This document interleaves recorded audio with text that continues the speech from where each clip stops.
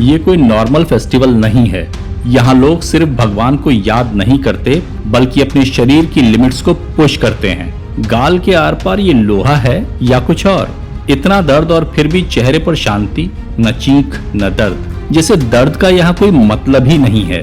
पर सवाल ये है, इंसान अपने आप को इतना दर्द क्यों देता है? सिर्फ भक्ति के लिए या फिर इसके पीछे कोई और सच छुपा है? आज हम समझेंगे और देखेंगे तमिलनाडु के फेस्टिवल को। ये है थाईपुसम और पंगुनी उत्तरम।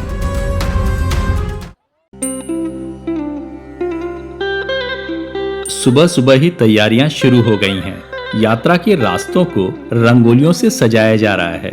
ढोल और शहनाइयों की आवाज के बीच भक्त पीला वस्त्र पहने, कंधों पर कावेड़ी उठाए मां पार्वती के मंदिर की तरफ बढ़ते जा रहे हैं।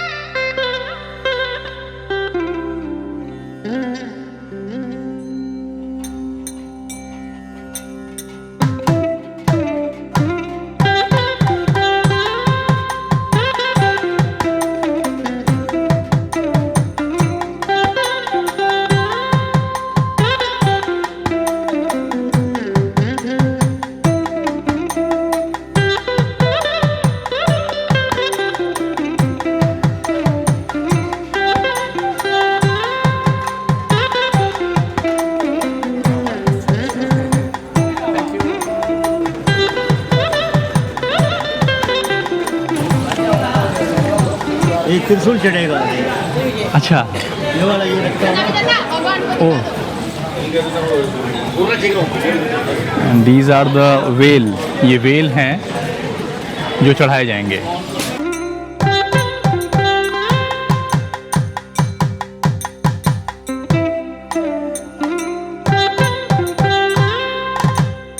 इधर मां शक्ति के मंदिर में भी तैयारियां शुरू हो चुकी हैं। लेकिन इस अद्भुत यात्रा को सच में समझने के लिए चलिए एक कदम पीछे चलते हैं और जानते हैं फेस्टिवल के पीछे की असली कहानी।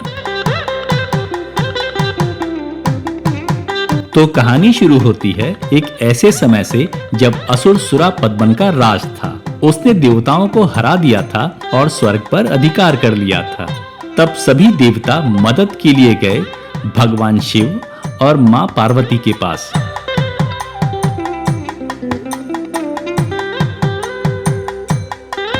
तब भगवान शिव ने अपने तीसरे नेत्र से जन्म दिया एक ऐसे योद्धा को जो सिर्फ एक देवता नहीं बल्कि शक्ति के स्वरूप हैं, भगवान मुरुगन। युद्ध से पहले मां पार्वती ने उन्हें दिया एक दिव्यास्त्र वेल, एक ऐसा भाला जो सिर्फ शरीर को नहीं बल्कि अंधकार और अहंकार को भी चीर सकता था। भगवान मुरुगन और असुर सुरापद्मन के बीच भयानक युद्ध हुआ और अंत में भगवान मुरुगन ने सुरापद्मन को हरा दिया। लेकिन कहानी यहीं खत्म नहीं होती। भगवान मुरुगन ने सुरापद्मन को मारा नहीं बल्कि बदल दिया, एक मोर और एक मुर्गे में। और यही है इस कहानी का असली मतलब। बुराई को खत्म नहीं किया जाता बल्कि उसे समझकर कंट्रोल किया जाता है। और आज यही कहानी इस मंदिर में फिर से जी उठेगी। ये फेस्टिवल सिर्फ परंपरा नहीं है, ये एक प्रोसेस है अपने शरीर और अपनी आत्मा को शुद्ध करने का। मंदिर में पूजा की तैयारियां चल रही हैं। भक्त अपनी कावड़ियों को यहीं सजाकर तैयार करेंगे, हर एक चीज श्रद्धा के साथ। और यहाँ भक्तों के गाल में वेल यानी भगवान मुरुगन के भाले से छेद करने वाले एक्सपर्ट्स भी वेल की तैयारियां कर रहे हैं। वेल को शार्प करके नींबू और घी से साफ किया जा रहा है। ये एक्सपर्ट्स भी पिछले एक हफ्ते से भक्तों की तरह ही एक स्ट्रिक्ट डिसिप्लिन लाइफस्टाइल फॉलो कर रहे हैं। ये है वो रथ जिसे तेर कहा जाता है। इसमें भगवान मुरुगन की प्रतिमा को स्थापित किया जाता है और ये इस यात्रा का सबसे कठिन हिस्सा होता है। कुछ भक्त अपने शरीर में छोटे छोटे छेद करके उनमें लोहे के हुक लगाते हैं और उन हुक से बंधी रस्सियों के साथ इस रथ को खींचते हैं। ये सिर्फ शरीर यानी बॉडी की नहीं बल्कि मन, श्रद्धा और भक्ति की सीमाओं की परीक्षा होती है। और ये हैं वो डिवोटी जो इसे खींचेंगे। भगवान की भक्ति में अपने आप को कष्ट दिया जाता है so that we can have the divine blessing of God. और वो अपने कंधे में ऐसे वो पिंस लगा के इस कार को खींचने वाले हैं।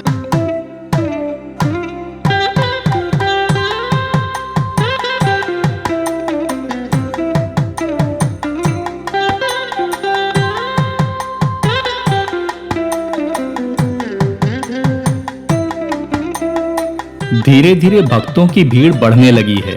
हर कोई श्रद्धा और विश्वास के साथ यहाँ आ रहा है।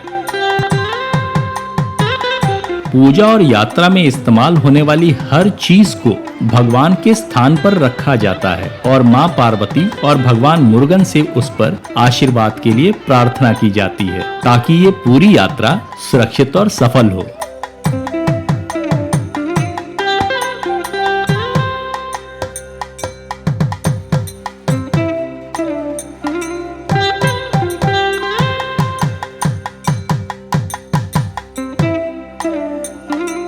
यात्रा में सबसे आगे चलने वाले कावेड़ी अब सज चुके हैं। भक्त भी तैयार हैं। बस अब कभी भी यात्रा से पहले का वो अद्भुत प्रोसेशन शुरू होने वाला है।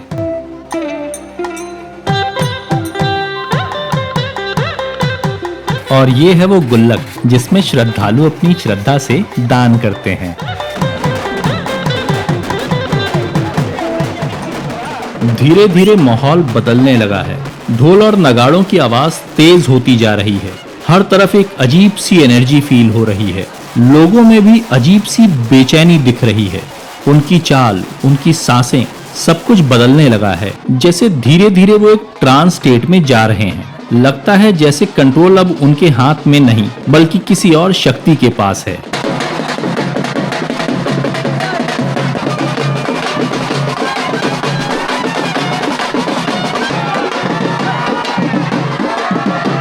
भक्तों के गालों में वेल यानी भगवान मुरुगन के भाले को स्थापित करने से पहले के रिचुअल्स शुरू हो गए हैं।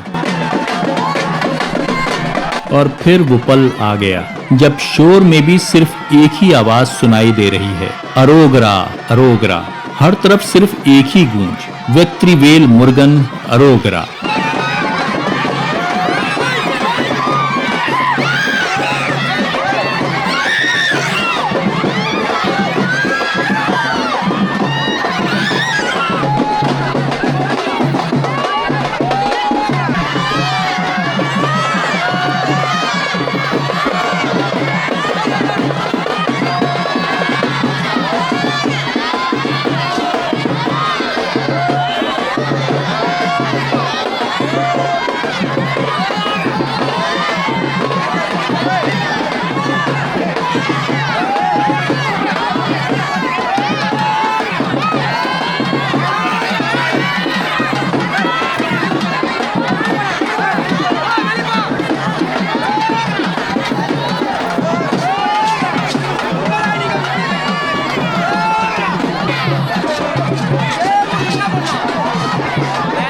भगवान मुरुगन के वेल से शरीर की पियर्सिंग करना सिर्फ भक्ति में डूबा हुआ एक प्रोसेस नहीं है। ये एक प्रतीक है, एक सिंबल है अपने अंदर के डर और कमजोरियों पर विजय पाने का, अपने अहंकार पर नियंत्रण का। ये सिंबल है बॉडी पर माइंड के कंट्रोल का। एक ऐसी लड़ाई जो हर इंसान के भीतर हमेशा चलती है।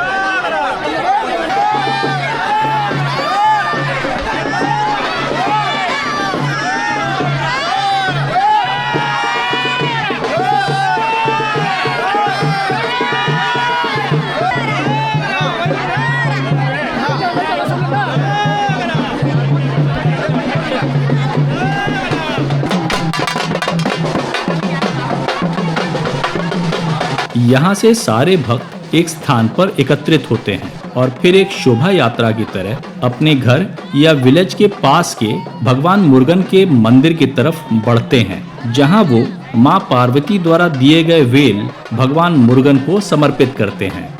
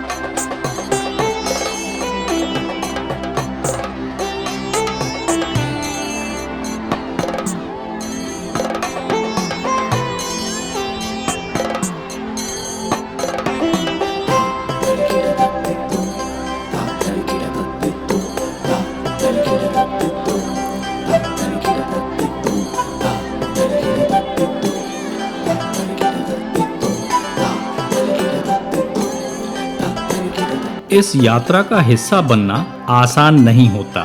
इसके लिए भक्त पूरे एक हफ्ते तक कड़े अनुशासन का पालन करते हैं। भक्त नंगे पांव रहते हैं, सादा और सात्विक भोजन करते हैं और अपने मन और शरीर को इस कठिन तपस्या और यात्रा के लिए तैयार करते हैं।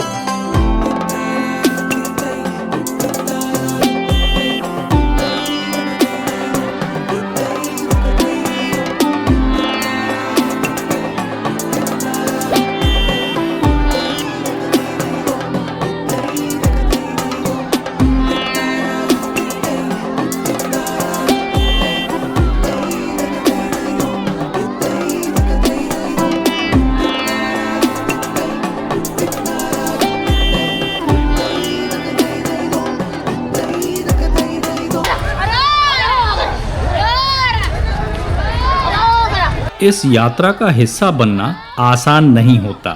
इसके लिए भक्त पूरे एक हफ्ते तक कड़े अनुशासन का पालन करते हैं।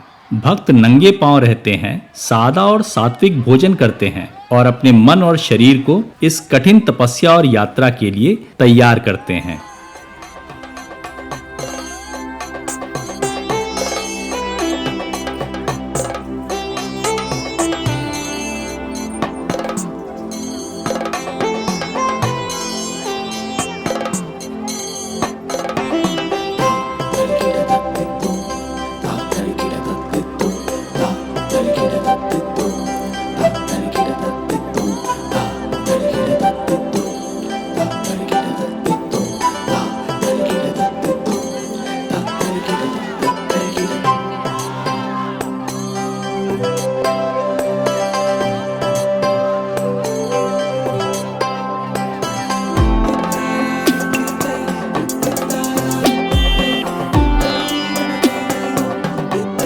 ये सारा प्रोसेस एक्सपीरियंस्ड एक्सपर्ट की गाइडेंस में होता है, जहां हर चीज एक सही विधि के साथ की जाती है।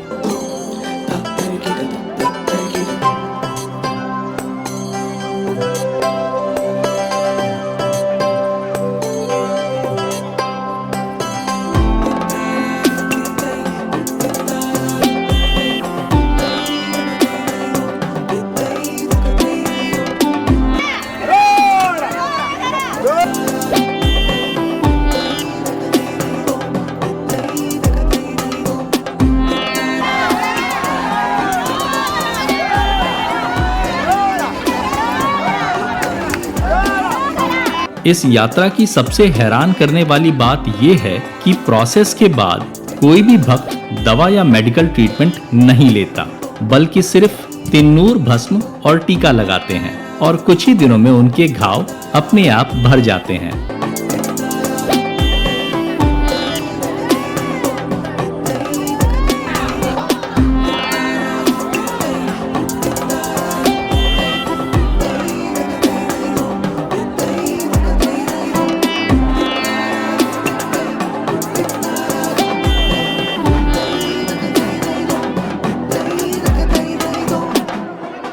और अब यात्रा भगवान मुरुगन के मंदिर तक पहुंच चुकी है, जहां एक्सपर्ट्स की गाइडेंस में वेल को संभालकर निकाला जाता है और इसके साथ ही ये पूरी यात्रा और तपस्या समाप्त होती है।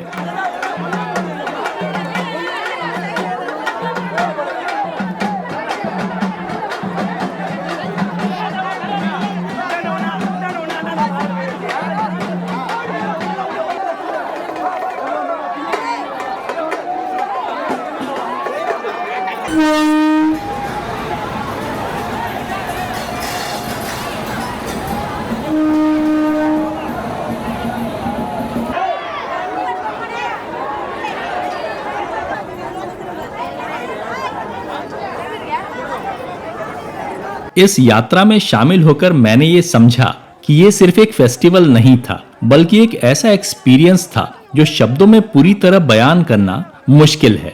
इस यात्रा का हिस्सा बनना सच में एक अलग ही एहसास था, जहां मैंने सिर्फ भक्ति नहीं देखी, बल्कि इंसान की सीमाओं को पार करने की शक्ति भी महसूस की।